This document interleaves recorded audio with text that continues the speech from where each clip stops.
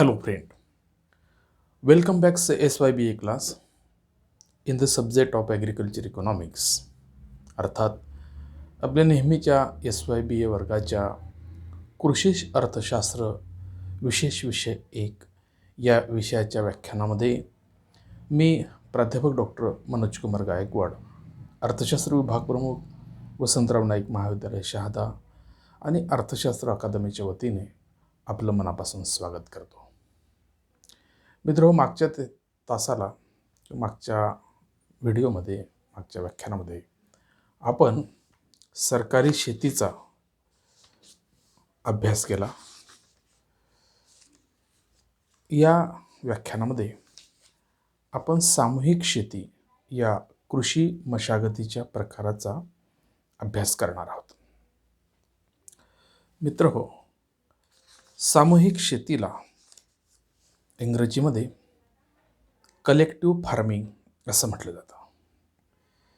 शेती मशागतीचा हा प्रकार साधारणपणे साम्यवादी आणि समाजवादी अर्थव्यवस्था असणाऱ्या देशांमध्ये वापरला जातो किंवा ही पद्धती या देशांच्या अर्थव्यवस्थांमध्ये अवलंबली जाते.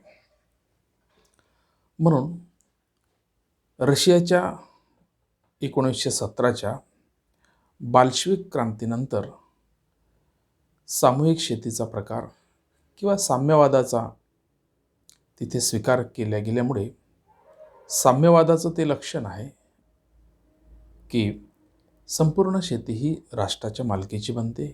अर्थात शेतीच्या राष्ट्रीयकरणाचा मुद्दा तिथे प्रथम क्रमांकावर असतो आणि म्हणून तिथल्या शेतीला सामूहिक शेतीचं स्वरूप देण्यात आलेलं आहे. रशियाने या सामूहिक शेती मशागतीच्या प्रकाराचा स्वीकार केलेला आहे. सामूहिक शेतीची व्याख्या पाहत असताना असं म्हटलं जातं की सामूहिक शेती म्हणजे शेतकऱ्यांचे लोकशाही पद्धतीवर आधारित सहकारी संघटन असं होय, किंवा त्याला सहकारी संघटन असं म्हणतात. म्हणजे सामूहिक शेती ही लोकशाहीच्या तत्वानुसार तयार होत असते आणि म्हणून त्याला सहकारी संघटन असं म्हटलं जातं. या शेतीमध्ये शेतकरी आपली जमीन एकत्रित करून मोठ्या प्रमाणावर सर्व मिळून शेती व्यवसाय करतात. यामधून जे निव्वळ उत्पन्न मिळते ते प्रत्येकाने केलेल्या श्रमानुसार आणि त्यांच्या दर्जानुसार विभागलं जातं.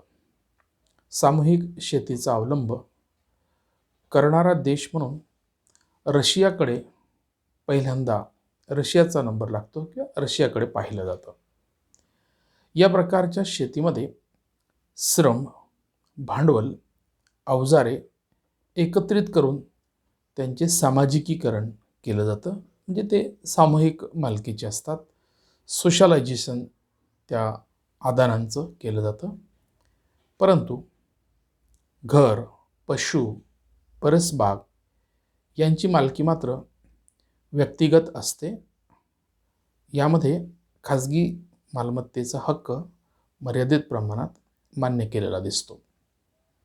रशियामध्ये अशा सामूहिक शेतीला किंवा या कृषी मशागतीच्या प्रकाराला कोलखोज असे म्हणतात. रशियामध्ये या सामूहिक शेतीचे 3 प्रकार पाडलेले आहेत. या 3 प्रकारांबद्दल आपण PPTमध्ये त्याचा उल्लेख केलेला आहे की PPTमध्ये हे 3 प्रकार आपण दर्शवलेले आहे. त्यामध्ये पहिला प्रकार आहे टॉन्स, दुसरा प्रकार आहे आर्टेल आणि तिसरा प्रकार आहे कम्यून. पहिल्या प्रकारामध्ये काय स्वरूप आहे सामूहिक शेतीचं ते आपण बघूया. हा प्रकार म्हणजे उत्पादनातील सहकार होय. त्याचे बरेचसे साम्य भांडवलशाही देशातील सहकारी शेतीशी आढळते. उपविभाजन आणि उपखंडामुळे निर्माण होणाऱ्या अडचणी दूर करण्यासाठी संयुक्त लागवड करणे म्हणजे टॉन्स होय. आपल्याला हे लक्षात येत असेल की भांडवलशाही देशामध्ये सुद्धा अशा प्रकारच्या मशागतीचा प्रकार दिसून येतो आणि यामधून काय फायदा होतो? शेतीचं जे तुकडीकरण होतं,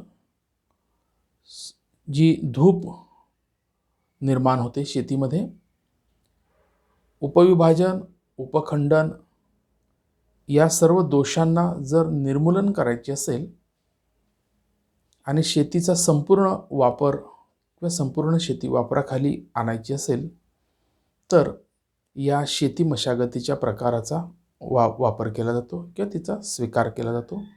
त्याला टॉन्स असं म्हणतात. दुसरा सामूहिक शेतीच्या मशागतीचा प्रकार म्हणजे आर्टेल. टॉन्स शेती प्रकाराच्या तुलनेमध्ये हा प्रकार थोडा प्रभावी आहे, कारण यामध्ये व्यक्तिगत शेतीचं एकत्रीकरण करून याचं आर्टेलमध्ये रूपांतर केलं जातं. यामध्ये जमीन, इतर साधने यांची एकत्रित मालकी आणि लागवडीमध्ये संयुक्त श्रम हे वैशिष्ट्य या लागवडीमध्ये दिसते. मुख्य साधने सामूहिक मालकीची असतात. तरी यामध्ये जसं टॉन्समध्ये काही गोष्टी मालकीच्या असतात, तसं या ठिकाणी सुद्धा घर, पशु, छोटी अवजारे हे व्यक्तिगत मालकीचे असतात. तसेच कृषी मशागतीचा तिसरा प्रकार म्हणजे कम्यून. सामूहिक शेतीचा हा सर्वात कडक प्रकार म्हणून संबोधला जातो.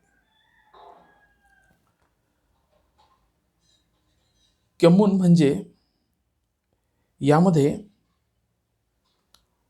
उत्पादनाची जी साधने असतात ती सामूहिक मालकीची ठेवली जातात की त्यामध्ये सामूहिक मालकी प्रस्थापित करून होणाऱ्या उत्पादनाचं वितरण सभासदांमध्ये केलं जातं. शेतीमध्ये जे उत्पादन होईल त्याचं वाटप शेतकरी सभासदांमध्ये केलं जातं. वैयक्तिक मालकी हा प्रकार कम्यून या मशागतीच्या प्रकारामध्ये दिसून येत नाही. सभासदांजवळील सर्व साधनांवर कम्यूनची मालकी असते. इतकेच नव्हे तर सभासदांचं अन्न सामूहिक स्वयंपाकघरामध्ये शिजवलं जातं. ही घरं सुद्धा सामूहिकच असतात. अर्थात हा प्रकार थोडा त्रासदायक आहे, व्यक्ती स्वातंत्र्याला बाधा निर्माण करणार आहे. म्हणून टॉन्स आणि आर्टेल या दोन प्रकारांना समाजवादी किंवा साम्यवादी राष्ट्रांमध्ये प्राधान्य दिलं जातं किंवा या शेती पद्धतीचा त्या ठिकाणी अवलंब केला जातो.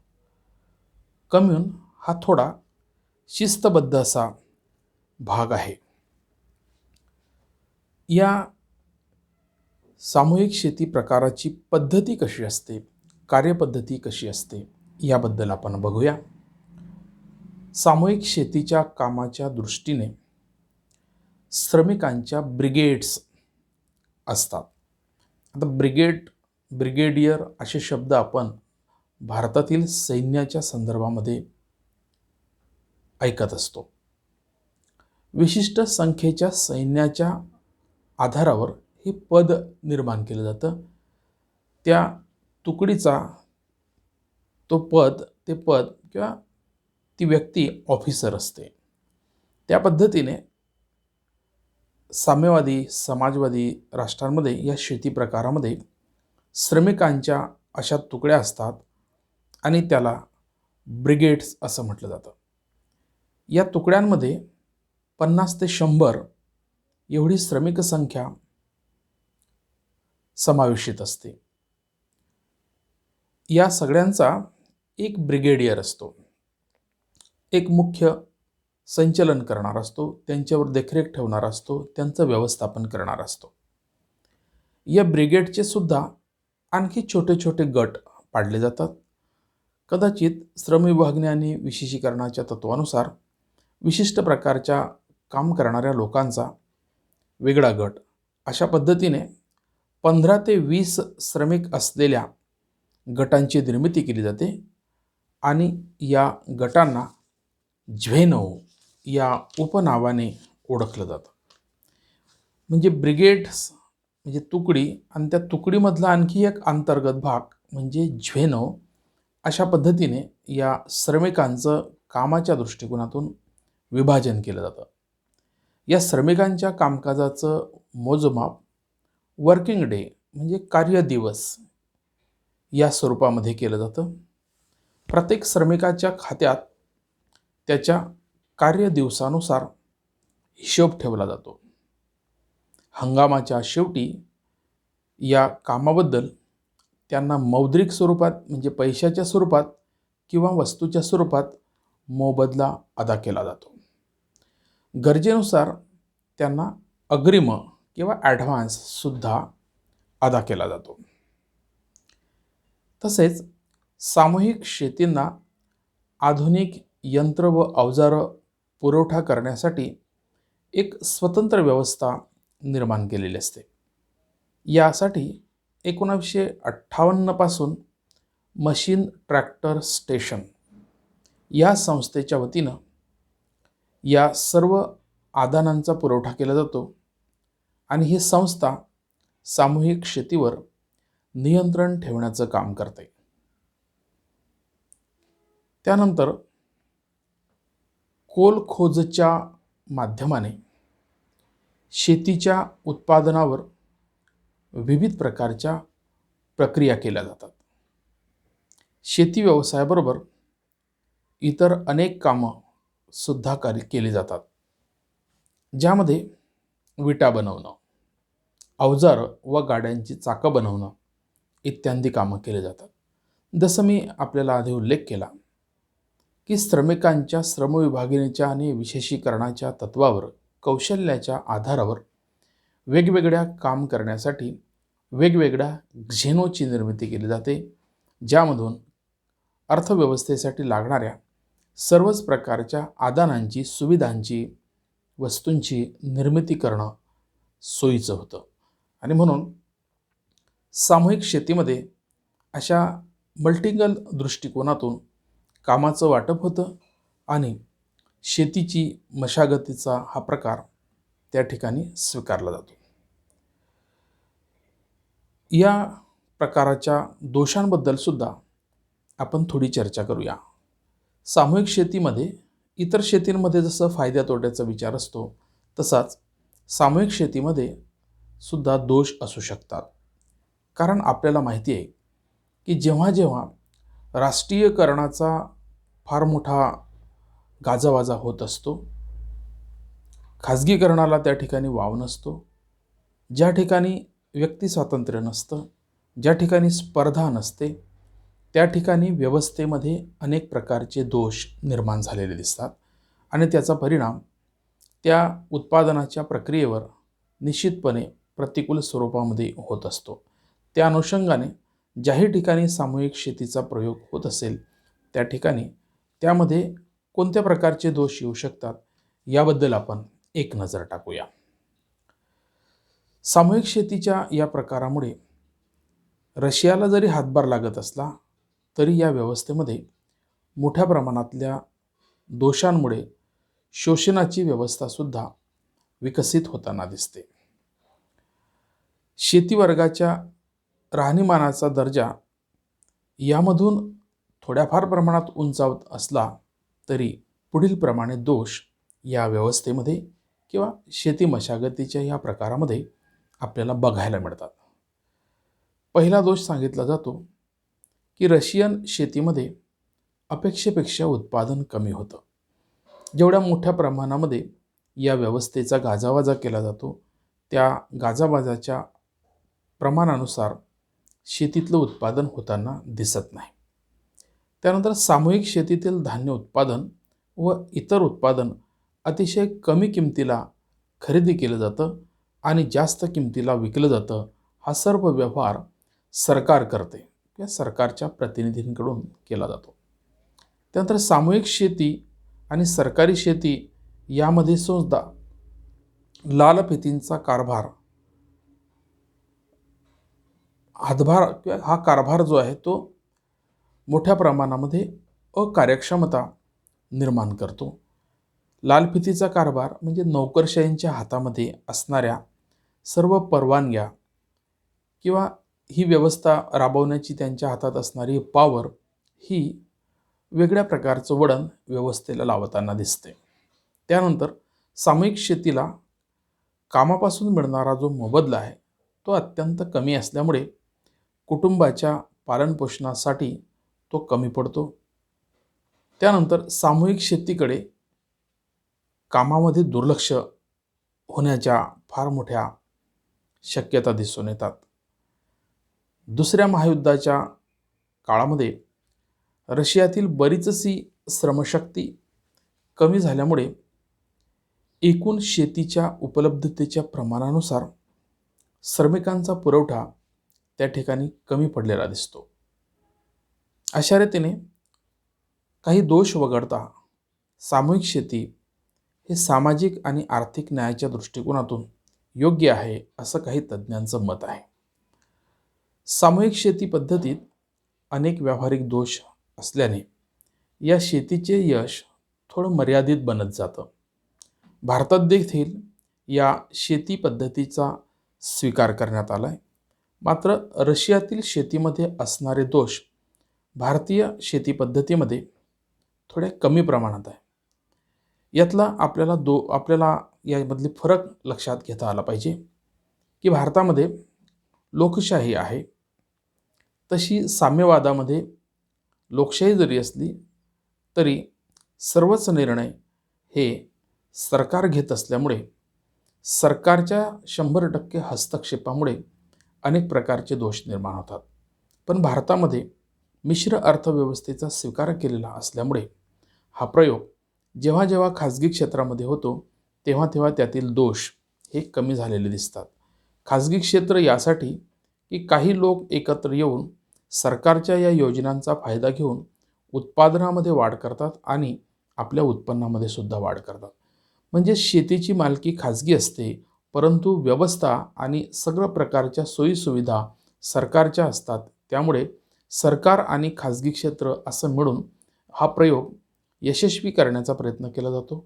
आणि म्हणून 100% समाजवाद असणाऱ्या राष्ट्रांमध्ये या व्यवस्थेतील जे दोष आहे ते मिश्र अर्थव्यवस्थेमध्ये असणाऱ्या व्यवस्थेच्या पेक्षा जास्त असतात. आणि मिश्र अर्थव्यवस्थेमधले हे जे दोष आहे या शेती मशागत करण्याच्या पद्धतीतले ते कमी असलेले दिसतात.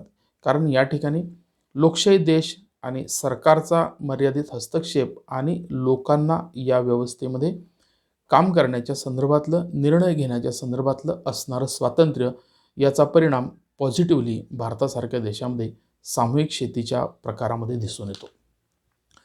मित्रहो, सामूहिक शेती ही व्यवस्था जरी चांगली असली तरी दोष मात्र सरकारी व्यवस्थेचे त्यामध्ये मोठ्या प्रमाणात दिसून येतात. व्यवस्था कोणतीही असू द्या त्या व्यवस्थेवर असणाऱ्या घटकाला हा न्याय प्राप्त झाला पाहिजे. म्हणजे तो घटक ज्या प्रश्नांनी जखडलेला असतो ते प्रश्न त्याचे सुटले पाहिजे. जसे शेतीवर आधारित असणाऱ्या लोकांचे अनेक प्रश्न असतात. बेरोजगारी असते, दारिद्र्य असते, त्यांच्या शैक्षणिक आणि एकूणच राहणीमानाचे प्रश्न असतात. तर एकूणच राहणीमान उंचावण्यासाठी अपेक्षित असणाऱ्या उत्पन्नाचा स्रोत त्यांना या व्यवस्थेतून उभा करता आला पाहिजे. अशा प्रकारचं एक एन्व्हायरमेंट सरकारने आणि खाजगी संस्थांच्या वतीने सामूहिक तत्वावर हे उभं केले तर व्यवस्था कुठल्याही पद्धतीच्या अर्थव्यवस्थेमध्ये असू द्या, याचे लोकांना चांगले फायदे भेटू शकतात. शेती, सर्वच सर्व शेती ही वापराखाली येऊ शकते, कारण बऱ्याचदा साधनसामुग्रीचा पडून राहण्याचा जो प्रकार आहे तो एकूण अर्थव्यवस्थेला मारक असतो आणि म्हणून संपूर्ण साधनसामुग्रीचा वापर करून घेण्यासाठी अशा प्रकारचा सरकार यांनी खाजगी प्रयोग करणं हे भारतासारख्या देशाला अत्यंत महत्त्वाचं आहे. त्यातून शेतकऱ्यांचे जे सध्याचे प्रश्न आहे ते अल्पभूधारकांचे आणि मध्यम भूधारकांचे जे प्रश्न आहे किंवा कोरडवाहूचे जे शेतीचे जे प्रश्न आहे त्यामध्ये सरकारने जर लक्ष घातलं तर कोरडवाहू शेती जी जवळपास 70% आहे तिचं ओलिताखाली रूपांतर करण्यासाठी सरकारने मोठ्या प्रमाणातल्या गुंतवणुका जर केल्या, जसं की जिथे जिथे धरणं असतील त्या धरणातील पाणी उचलून शेतीला पुरवण्यासाठी मोठ्या पाटबंधाऱ्यांची निर्मिती करणं किंवा जलबँका निर्माण करून कोरडवाहू शेतीला पाणी पुरवठा जर केला तर ती बारमाही पिकामध्ये रूपांतरित होऊ, म्हणजे सरकारची पाणी व्यवस्था परंतु शेती खाजगी, त्यामुळे डबल टिबल पिकांचं निर्मिती शेतीतून होईल. उदरनिर्वाहाची शेती ही व्यावसायिक शेतीमध्ये रूपांतरित करता होईल. त्याचा फायदा हा राष्ट्रीय उत्पन्नाच्या वाढीतून आणि दरडोई उत्पन्नाच्या वाढीतून सुद्धा होऊ शकतो. मित्रहो, सामूहिक शेतीचा या प्रकार आपण नीट लक्षात घेतला असेल. व्यवस्थितपणे याचं श्रवण करा, नोट्स काढा, व्याख्या लक्षात ठेवा आणि अशा प्रकारच्या शेतीचं स्वरूप कुठल्या प्रकारच्या अर्थव्यवस्थेमध्ये असतं याच्या संदर्भामध्ये सुद्धा आपण MCQच्या आणि डिस्क्रिप्टिव्ह प्रश्नांच्या टाईपमध्ये त्याचं अध्ययन करा. आपण या ठिकाणी या टॉपिकला इथंच थांबवतो आहे. पुढच्या टॉपिकसाठी आपण पुढच्या व्हिडिओमध्ये भेटूया. तोपर्यंत आपण घरी आहात, घरीच राहा. कोरोनामुक्त भारतामध्ये आपली लढाई फार महत्त्वाची आहे. आत्ताच मीडियामध्ये किंवा इलेक्ट्रॉनिक मीडियामध्ये ज्या बातम्या येऊ घातलेल्या आहे की कोरोनाचा आणखी एक प्रकार, विषाणूचा प्रकार हा नुकताच ब्रिटनमध्ये आढळलेला आहे. त्यामुळे त्याचासुद्धा प्रसार हा कोरोनाच्या विषाणूपेक्षा घातक आहे. म्हणून अशा विषाणूंपासून सुद्धा आपल्याला सुरक्षा मिळवायची आहे. राष्ट्रीय पातळीवर या संदर्भातली नियंत्रणं असतीलच, परंतु आपण आपल्या जीविताचं मोल ओळखलं पाहिजे.